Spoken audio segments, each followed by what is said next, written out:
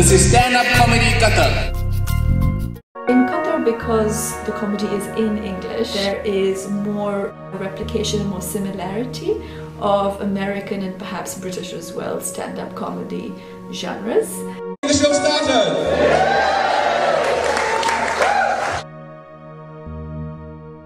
My job tonight, hopefully, is to get you guys excited, get you guys pumped between all the different comedians we have going on today.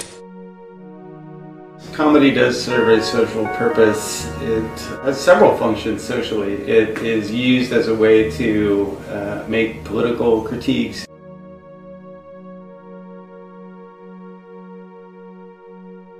The New York Times article had one criticism. It says we don't criticize our leaders enough. To talk about social issues. It's used as a way to create friendship and kinship between people.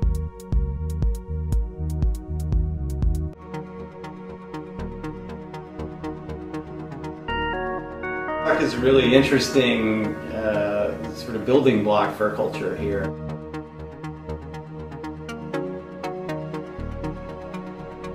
Hands together. I've done comedy for very short periods, mainly because I was moving around so often. So when I moved to Doha, I said, now here's a chance. I know I'm going to get a new job. I'm going to be here for a while. It's a good chance to get back into comedy. However, comedy never existed. There was no comedy scene. There were no comedy clubs. There were no, as far as I knew at the time, other comedians in town. In Qatar, I think being a stand-up comic is more unusual because here there's maybe not quite so much of a tradition of social critique in art as there is in other Arab countries.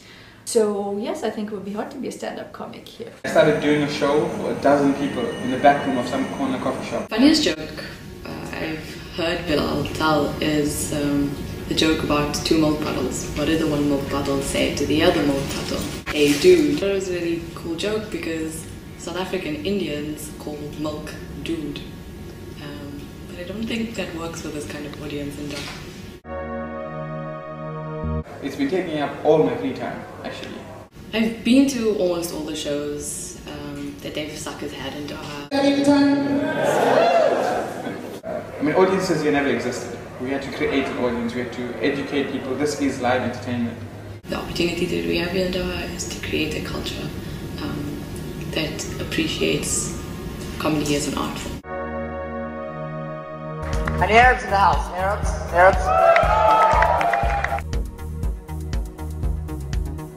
I had like a talent show at school and I was ditching physics class, and like when I went for the audition for the talent show, one of the organizers was my physics teacher and he was organizing. He told me like, what are you doing here? And I didn't know what to say. I freaked out, so I just told him stand-up comedy. يمزح على كل شيء, make fun of everything, every time. The other day, we went to a math teacher and we went to him and we were like, sir, how much kids do you have? And he was like, I have 2 daughters. Both are girls. Parents at first didn't like it. صراحة بالبداية الموضوع ما كان يعني عامل أهمية عندي لأنه الستاب كوميدي مش famous, مش مشهور كتير في الميدل إيست. I went to my parents once, Mom, I got 21 out of 25 in physics. I got the highest mark in my class. Why so low? Like, but what? I got the highest mark in my class. Everyone else in my class got lower than me. Then your class are idiots! Like my teachers, it's not that it bothered them, it's just that like other people started saying the same stuff all the time, you know? And then at some point some teachers started getting annoyed by it. Like the teacher that said, I have 2 daughters, both are girls, right? I said that and then everyone in my school started saying it, and then it started becoming irritating for some teachers, right? And I was blamed for all of that. ما حضرت أول عرض كتير كنت فخورة فيه يعني. اجتماعي أكثر، صار مسؤول أكثر، بعدين صار يقرأ بالإنترنت ويتصفح الإنترنت، يقرأ كتب، صار بحب الهيستوري، يعني في أشياء كثير تغيرت فيه. Qataris have a sense of humor, obviously, otherwise they'd be miserable, but they're not. Most of my friends are laughing all the time. Where are the Qataris tonight, by the way? First idea that came to my head was I'm Qatari, and I grew up abroad, so I understand what the perception of, you know, what they see Qataris as. So I brought that on stage. My name is Hamad. I am Qatari. That's why I listen glass soda. I have done the close up. First time I met him was in an elevator at work. In a way that was, you know, well, as soon as you come on, they're like, oh, what's going on here? But then, as soon as I start breaking into this accent, everyone's like, okay. Man, I love stand-up comedy, you know? How did I get involved in stand-up? By accident. When I say, hello, my name is Hamad, I think you misunderstand the statement. My friend introduced me to it. You understand? Please ask me anything you like about my culture, my lifestyle, about my parents. My friend's Mohammed Kamal, who's already been in the comedy scene in Qatar for a while. And he said, right, give it a go. I really think you should do it. And he was speaking Qatari with an Irish accent. It's the most bizarre thing I've ever seen in my life or heard. Sorry, this is true. Boom, in your face. But I grew up in Dublin. Good night. Standards for expats versus Qataris probably are different. I think that Qataris can get away with a lot more in terms of what they're talking about, what they're joking about. Stereotypes are funny. If a Qatari says that it's okay, it's not going to be offensive. I think expats are careful in general about what they say in a place like Doha. Does nobody want to take the front row? This is the VIP seats. Like, you can be honorary Qatari, right? Tonight you can be honorary Qatari if you sit right here in the VIP seats. Of course that's going to be extended to comedy, maybe even more so, where you are sort of pushing the envelope and talking about taboo subjects and things like that. Seriously, there's no Qataris here. I thought we had a nice fancy venue, you know, the chandeliers. Think about this, chandeliers in a comedy club. Only in Qatar can this happen. Because of the topics they can do, they might, in some ways, if they're good at what they do, be funnier. First thing a Qatari says when he goes into a fight with an expat, he says this: I cancel your visa, huh? Like, all of a sudden, he's the Department of Immigration. Because they can get away with material that pushes the envelope and pushes the boundaries a bit more. Can you see me? I can't see you, too much light. What? Please, I give money. Light, please. And when he came on, he put on this Qatari accent, which I've heard in bits and bobs around the office, but I haven't really seen it used in full force. And he brought out this, I mean, it was a pretty amazingly funny sketch. Okay, where are the Qataris in disguise? Where are the Qataris that are wearing jeans and t-shirts? Are you Qatari? Really? Oops. Hey, it's okay to make jokes about our culture and laugh at ourselves. Listen, I love stand-up. I get the chance to go on stage, talk about things I'm not really comfortable with, like the Qatari traditional kiss between guys. You guys know how Qatari guys welcome each other? No, wait a second, let's discuss this. If we pick out the things that are funny in our culture and make jokes about it, no one else outside is going to come here and say something new, so we already laughed about it. Oh, the nose rubber. And for those of you who don't know how that works, okay, this is my nose. Let's say this is another guy's nose. I know it's long. Let's say he's Pinocchio. But see, when I meet him, like, hi, how's it going? How's it going? Like, why are you doing that? You know, it's offensive. You shouldn't do that. Make jokes about other people, we'll laugh, but don't make it about ourselves. And that's not the concept of comedy. Stand-up comedy is all about having a good time and laughing. You know, I love stand-up because, you know, it's like I'm a teacher. I can just go on stage, give you guys facts, you know, like the fact that all Qataris have accents when they speak to their drivers and they don't even notice it. You've got 10 comedians on stage, 10 different nationalities, and included in there is a Qatari. You've got a Qatari, you've got an Egyptian, you've got an American, you've got a Lebanese, you've got a British, you've got a South African. That's interesting. That itself is culture, you know, different cultures coming together and trying to figure out how we can all live together and coexist. In the audience, make some noise. Yeah. So, do you have any Egyptians in the house? Egyptians. Any Irish people here? Any Americans on the place, in the house, whatever. My family is originally Lebanese, but I was actually born in the United States.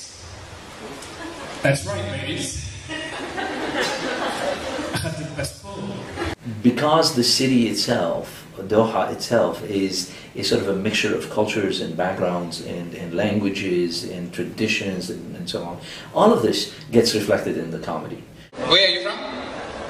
Jordan. Jordan. Okay. Are you Palestinian? Yeah. Okay. All Jordanians, well, not all, lots of Jordanians are Palestinians. Where are you from? Iran. Huh? Iran. Iran. You are a tough guy. You are Iran. White people lying on the sand trying to get tan. That rhymes. But I don't see black people lying on the moon trying to line it up. Those little bundles of joy in their baby blue and their baby pink blankets to distinguish boys from the girls. I personally did not need that distinction whatsoever in Germany. She told me the hospital was filled with these pale white babies, blonde silky hair, blue eyes. And then there was you, son. Overcooked little brown boy, handsome Asian guy. Certain forms of comedy may tend toward what we would refer to as racial stereotyping. Am I doing an Indian accent? Because it's pretty repulsive, I think. An Indian and a Qatari, that's a nice combination, right? Yeah? You guys agree? Yay! Yeah, man, it's like mixing peanut butter with ketchup, right? What? Which is which? I don't know, you tell me. There's a stereotype about Indians. Indians are cheap, right? I just want to say, you know, Arabs are cheap too. You know, he'll be walking in the mall like with his BlackBerry trying to flirt with Qatari chicks, right? He's like 5, 2, 3, 4, 6, 4. But Indians and Pakis not the best of friends, you know. No Indian guy used to talk to me until one brave guy in the group came up to me. Hey man, where are you from? Palestine? Pakistan? No. Palestine, the Arabic country. So you're not from Pakistan? Well, no, not really. Guys, he's not from Pakistan. Hey guys, stop hiding behind the bush, man. Come here, hey. Hey, come here. No, I love something like that. Call me, huh? 100% Qatari. Totally Indian free. Filipino guy in the corner. It's fantastic. It's fantastic. He'll have the Indian accent, but with the Qatari personality and attributes, right? He'll be going to his father like, Daddy, I want a Land Cruiser.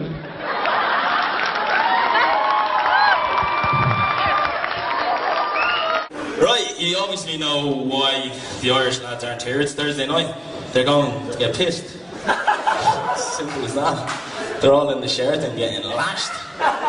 If you're a comedian and you're standing before a diverse audience like this, and you can make them laugh, that's great. You're at the top of your game. However, if you use your own background, your own very sort of narrow background, your jokes may not fly well with that audience, and you may bomb. Is it funny?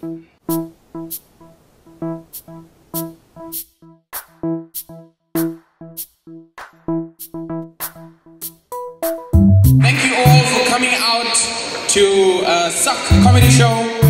That's SUCQ with a Q, please. Anybody here been to Palestine? Okay, I went to Palestine and I got to the border, but it is an Israeli soldier, and I promise you the cavity checks, there's cavities I never knew I had. Sorry, that's an upper grade joke. They do call me halal Bilal, so I'll try and keep the joke halal. Okay. So I get to the border, Israeli soldier says to me, "What are you doing here?" I was like, dude, I could ask you the same question. First up, Team Expat's gonna come out. Palestinian. Yes, give it up for Palestine. He's a proper expat. He's Palestinian, brought up in Canada, and living in Qatar. So please put your hands together for Issa El Fahoum. My parents don't mind me having any female friends. They don't mind. And I was happy for that. Until one day, my sister broke it down to me. It's not that they don't mind if I have female friends. It's that they don't think I can get any female friends. My parents think that when I see a girl, my love for you is like diarrhea. It never stops. That's what my parents think. It's not fair. My parents think like I'm one of the guys. I studied in Indian school. My parents think I'm like one of the guys. Hello baby, how are you? How are you doing? Are you good? Or like hello, how are you? What is your BlackBerry pen? You see my car one sticker is there. BlackBerry message. Send me on. Talking about speeding, I think it's time to bring out our Qatari comedian. I hope they're not. I'm actually very, very nervous. But I'm gonna do this. Are there any other Qataris in disguise? Just so I know. No, in disguise. You guys are obvious. Come on. What sort of disguise was that? Let me turn it the other way. Maybe you won't notice. You think I'm Saudi? Put your hands together for your first Qatari comedian of the night, Hamad Al Amari. I am from Qatar. I have Land Cruiser. Also, I have 5 mobile phones. 2 BlackBerry only. 1 for family, other for not family. I grew up in Ireland. When I came back here, I got a lot of questions from you. You guys crack me up with all these questions. Do you get it with the passport? The Land Cruiser? There's a waiting list. You have to fill out a form and everything, right? And then they determine if they give you a new one or an old one, you know, it depends on your stature. Wait, I just want to go right now. We have the first ever Qatari comedian coming up. Now, to really build up support. So can I get all the Qataris to take your headgear off and to start waving it in the air? No, I'm kidding. I know that might be disrespectful, so... what's that, guys? Was that okay? No, okay, don't do that. So good thing you stopped me because I was going to ask the Qatari ladies to do something else. Put your hands together for Mohammed Fahad Kamal! And you guys know where Estonia is? Yeah, I know. Where is it? It's next to Poland. It's in Europe, next to Poland. It's a great country. And the thing is, when I went there, I asked them, do you know, they asked me where I'm from. I said, I'm from Qatar. I said, we don't know. I said, Middle East. I said, is it real? You have 7 wives for every man. 7. And my answer would always be the same. Yes, we do. I have 7 at home. We call them by the day of the week. Saturday, Sunday, Monday, Friday. Friday's the best. The reason we did this tonight was to see how we, through our comedy, could bring people together. How we could have Qataris and expats sitting in the audience, laughing at each other, laughing at ourselves.